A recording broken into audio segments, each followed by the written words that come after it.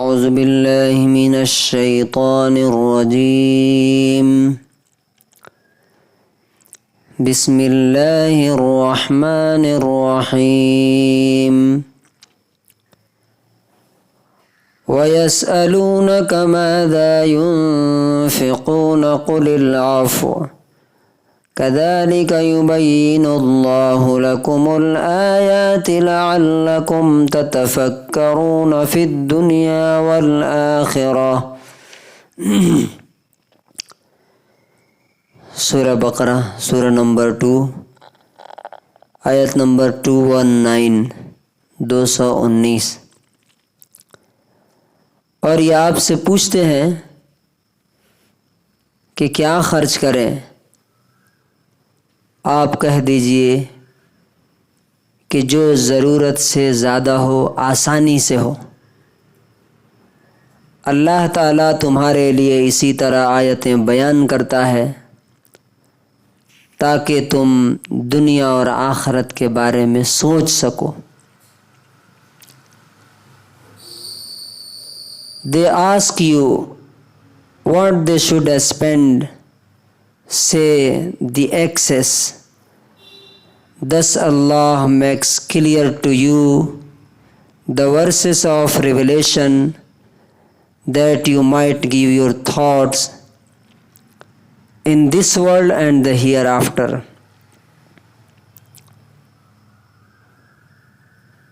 سوال دیکھیے صحابہ کرام کا. اس سے پہلے شراب اور جوئے کی بات ہوئی تھی اور یہ بتایا گیا تھا کہ یہ دونوں چیزیں تمہارے لیے سخت نقصان دہ ہیں. ظاہر کچھ نفع دکھ رہا ہے کہ نشے کی چیزیں زیادہ بکتی ہیں. اب آپ دودھ کی دکان پہ جائیے تو 2-4 لوگ دکھیں گے. شراب کی دکان پہ لائن لگی رہتی ہے. لیکن جو سوسائٹی پر اس کے تباہ کن اثرات ہیں، اللہ تعالیٰ کہتا ہے کہ وہ بہت بڑا ہے. شراب کے نشے میں یا ڈرگس کے نشے میں انسان اپنے رشتہ داروں کو، ماں باپ کو قتل کر دیتا ہے.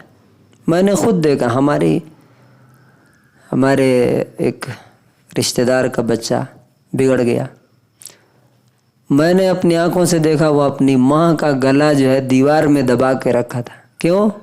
وہ نشے کی چیز خریدنے کے لیے پیسے نہیں دے رہی تھی. تو بہت سارے نقصانات ہیں، وہ میڈیکل سائنس بھی پروف کر چکی ہے. اور گیمبلنگ، جوا، یہ کیا کرتا ہے؟ جوئے کا سب سے بڑا نقصان یہ ہے کہ یہ انسان کو نکما بنا دیتا ہے. کام کرنے بھائی، جب جا کے جیتنا ہے یا ہارنا ہے تو کام کیوں کرے گا؟ وہ سوچتا ہے کہ جائیں گے، کھیلیں گے، جیت جائیں گے، آج کی کمائی ہو گئی، تو وہ کام کیوں کرنے جائے گا؟ تو اب اللہ تعالیٰ کہتا ہے کہ ان 2 چیزوں میں تو تمہیں خرچ نہیں کرنا ہے. تو صحابہ کرام پوچھتے ہیں کہ ماذا ينفقون، کتنا خرچ کریں؟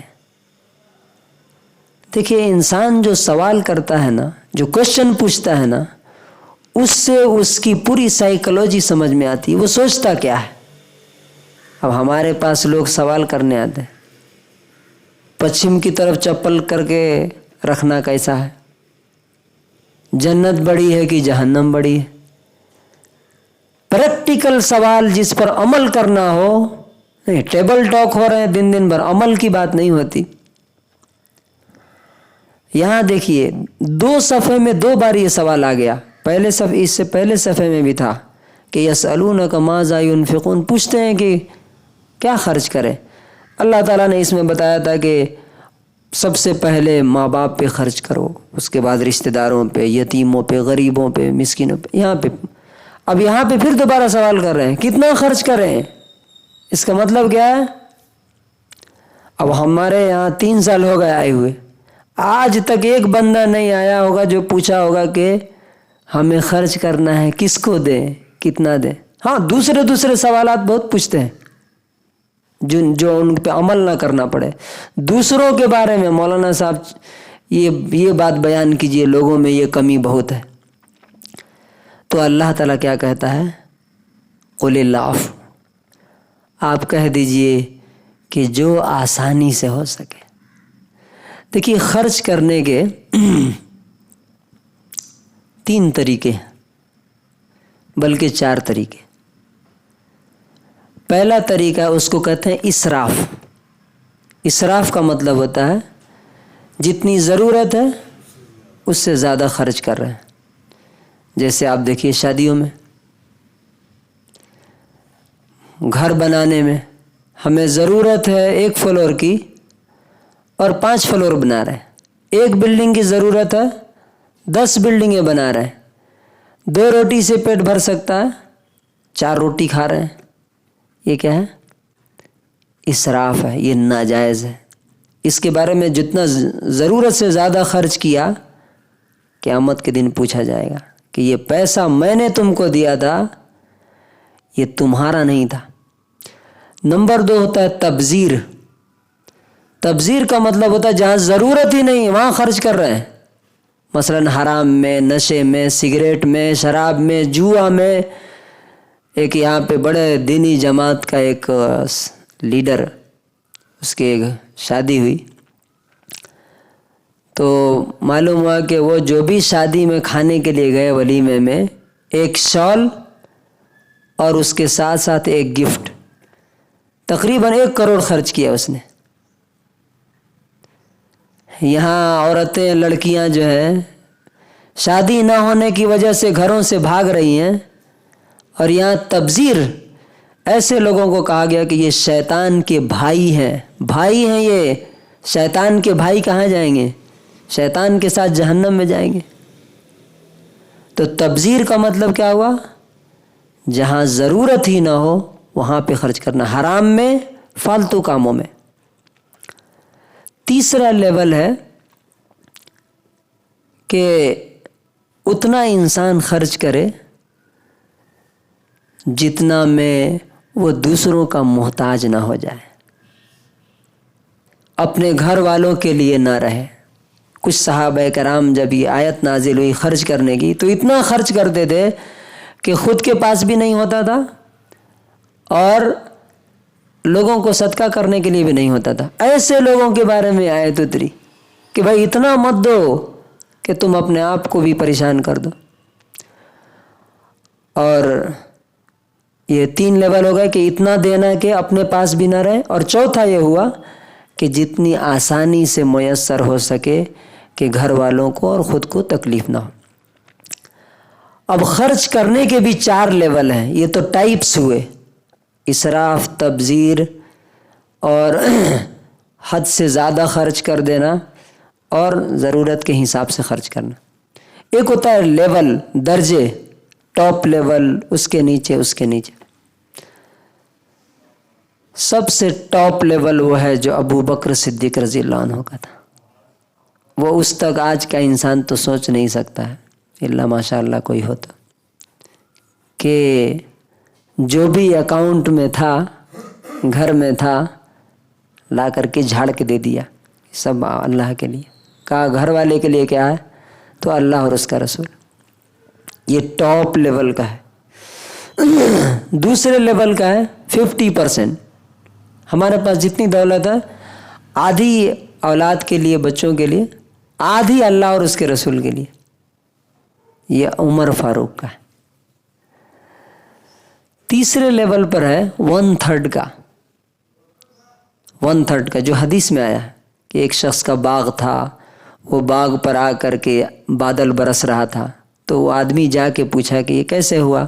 تو کہا کہ میں جو بھی میری انکم ہوتی ہے میں اس کے 3 حصے کرتا ہوں، 1/3 اللہ کے لیے، 1/3 اس میں لگا دیتا ہوں، 1/3 گھر والوں کے لیے۔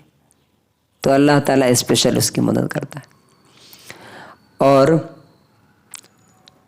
چوتھا یہ ہے کہ انسان کی جو سب سے محبوب چیز ہے، مثلاً اس کے گھر ہیں تو جو سب سے محبوب گھر ہے، پسندیدہ فیوریٹ سائٹس ہیں، تو سب سے فیوریٹ سائٹ، سب سے پرائم لوکیشن کی، وہ اللہ کے لیے دے دے۔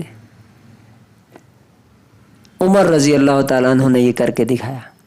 بخاری کی 2737 حدیث ہے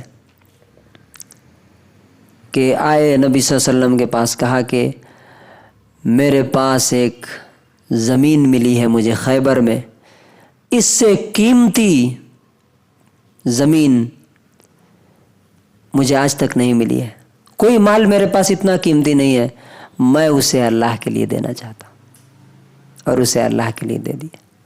اب ہمیں رک کر کے یہاں خود سے سوال کرنا چاہیے کہ ہماری جو پرائم چیزیں ہوتی ہیں وہ ہم کس کے لیے دیتے ہیں؟ اللہ کے لیے دیتے ہیں کیا؟ یا ہم 2 کروڑ 4 کروڑ 5 کروڑ بچوں کے لیے چھوڑ کے جا رہے ہیں، تو کیا 5 کروڑ اللہ کے لیے بھی ہم نے خرچ کیا؟ اللہ تعالیٰ اگر قیامت کے دن پوچھے گا کہ تم نے بچوں کے ارمان پورے کیے، بیویوں کے ارمان پورے کیے، میرے بھی ارمان تھے، تم میرے غلام تھے، میرے بندے تھے، میں نے دیا تھا، حساب دو، تو انسان کیا بولے گا؟